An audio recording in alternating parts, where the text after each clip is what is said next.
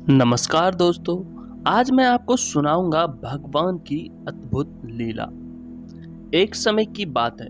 कहा जाता है एक बार श्री जगन्नाथ जी ने वृंदावन में रहने वाले अपने श्री भक्त हरिदास जी को स्वप्न में दर्शन देते हुए कहा है, भक्तराज मेरी एक आज्ञा मानो।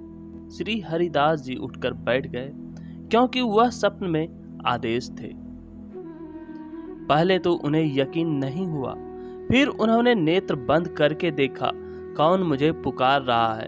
तब उन्हें एक आवाज सुनाई दी, हे भक्त हरिदास, तुम यहाँ रहकर अनंत समय से मेरी भक्ति करते आ रहे हो। हमारी इच्छा है कि आप जगन्नाथपुरी दर्शन करने आइए। तब भगवान की प्रेरणा मानकर श्री हरिदास जी अपने भक्तों के साथ जगन्नाथपुरी मंदिर के लिए निकल पड़े। जैसे ही वह मार्ग में जा रहे थे, रात्रि के समय उन्हें एक स्वप्न आदेश आया। स्वप्न आदेश को सुनकर श्री हरिदास जी के मन में उन्हें संशय होने लगा, यह मेरे मन की आवाज तो नहीं, या कहीं से कोई मुझे पुकार रहा है। उन्हें आवाज सुनाई दी, हरिदास जी आप जगन्नाथपुरी जा रहे हैं तो मेरी आज्ञा है जो वहां पर इस वर्ष मेरा विग्रह परिवार परिवर्तित किया जाएगा, जो हर बार 36 वर्षों में एक बार परिवर्तित किया जाता है। जगन्नाथपुरी का यह नियम है। वहां पर जब 2 आषाढ़ आते हैं, तब उन आषाढ़ में एक समय पर श्री जगन्नाथ जी की मूर्तियों का विग्रह परिवर्तित कर नए विग्रह को वहां स्थापित किया जाता है। तब श्री भगवान ने आदेश दिया, यह समय आने वाला है, आषाढ़ का महीना है, आप वहां पहुंचेंगे।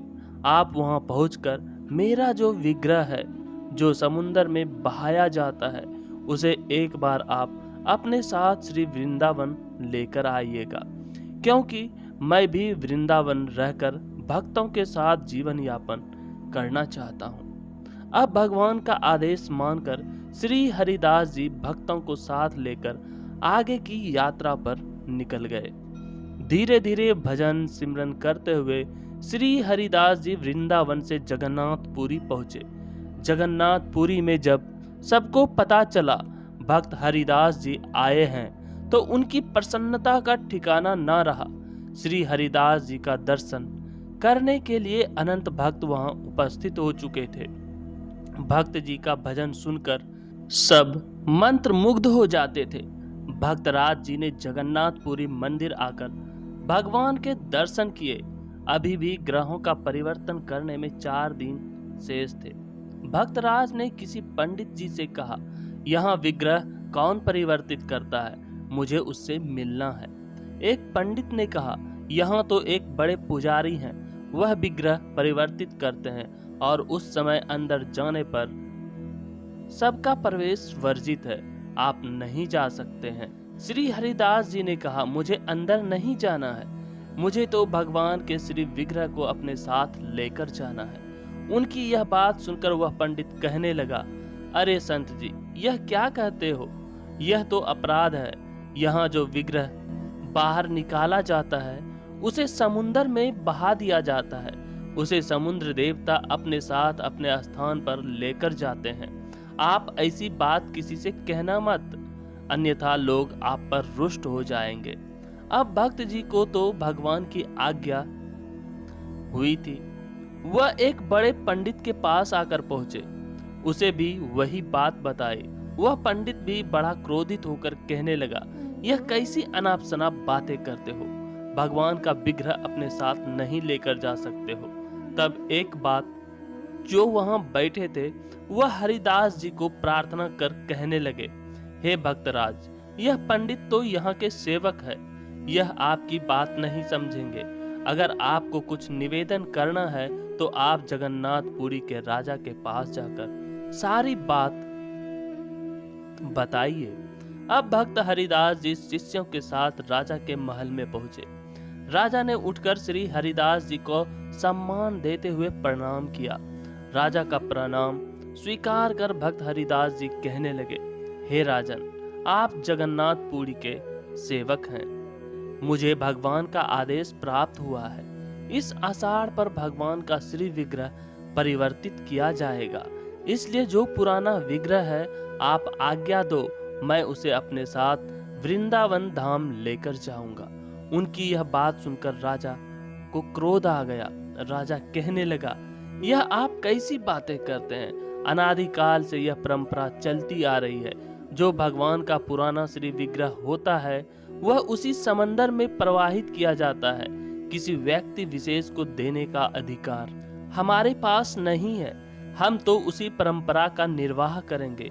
इस प्रकार राजा ने रुष्ट होकर श्री हरिदास जी को खरा खोटा जवाब दे दिया। अब भक्त हरिदास जी मन से दुखित हो समुद्र के किनारे आकर बैठ गए। उन्होंने अन्न जल का त्याग कर दिया और मन ही मन परमात्मा को उल्हाना देते हुए कहने लगे, हे प्रभु, कैसी विचित्र लीला करते हो। मुझे यहाँ बुलाया है मेरे साथ चलने के लिए, और अब यहाँ चलने को तैयार नहीं हो। मुझे कहा था 36 वर्षों बाद मेरा विग्रह परिवर्तित होने वाला है।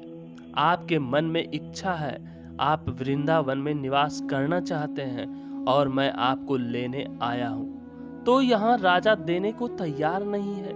आप जैसी आपकी इच्छा हो वैसा ही किया जाएगा। मैं तो क्या कर सकता हूँ। इस प्रकार अन्न जल का त्याग कर श्री हरिदास जी समुद्र के किनारे विराजमान हो गए। भक्त मंडली भी उनके साथ वहीं बैठ गए।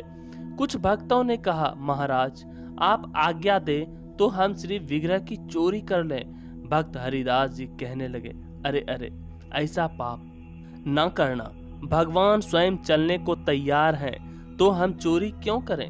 जब भगवान की इच्छा होगी तब चलेंगे। यहाँ भक्तराज ने अन्न जल का त्याग कर दिया। वह रात्रि के समय जब राजा अपने शयन कक्ष में आराम कर रहा था, तब से परमात्मा की एक आवाज सुनाई दी।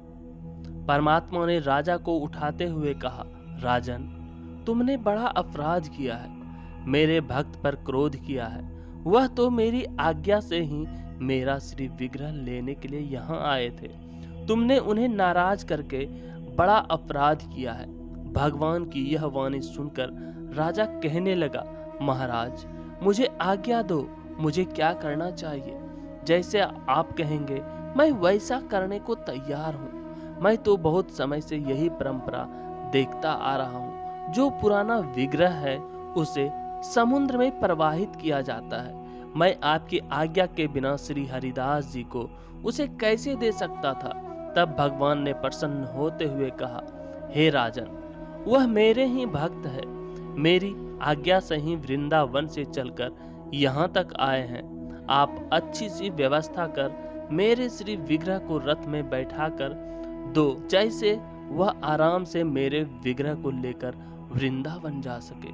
अब भगवान की आज्ञा से प्रातःकाल राजा ने मंत्रियों को आदेश दिया, जल्दी से भक्त हरिदास को खोजकर मेरी राजमहल में लेकर आओ, मैं उनसे मिलना चाहता हूँ। अब राजा की आज्ञा मानकर राजा के मंत्री भक्त हरिदास जी को खोजने के लिए सारे शहर में निकल गए।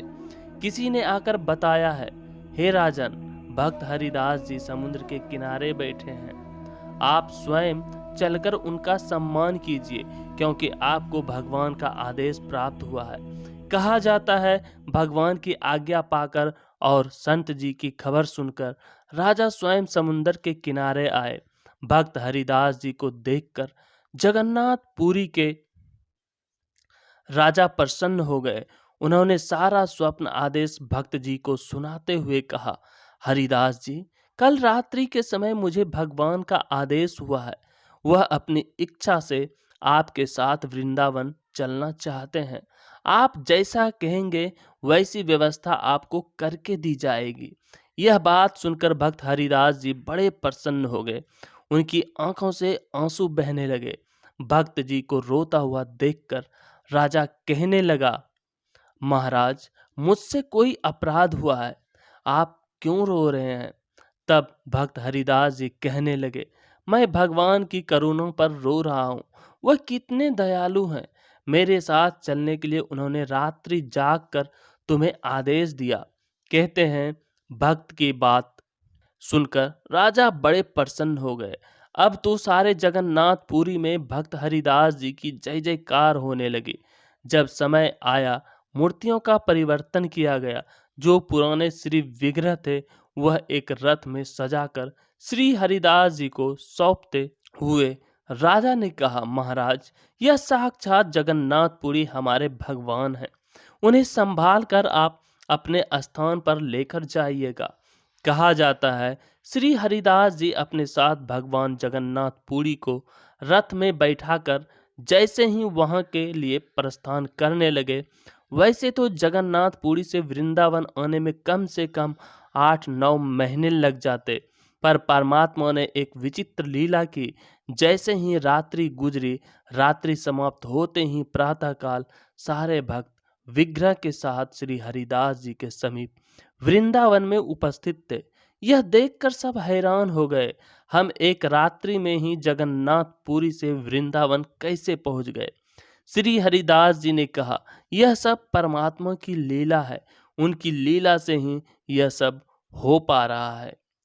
कहा जाता है, भगवान जगन्नाथपुरी के आदेश से श्री हरिदास जी ने यमुना नदी के निकट जगन्नाथ घाट पर भगवान श्री जगन्नाथ का एक विशाल मंदिर स्थापित किया।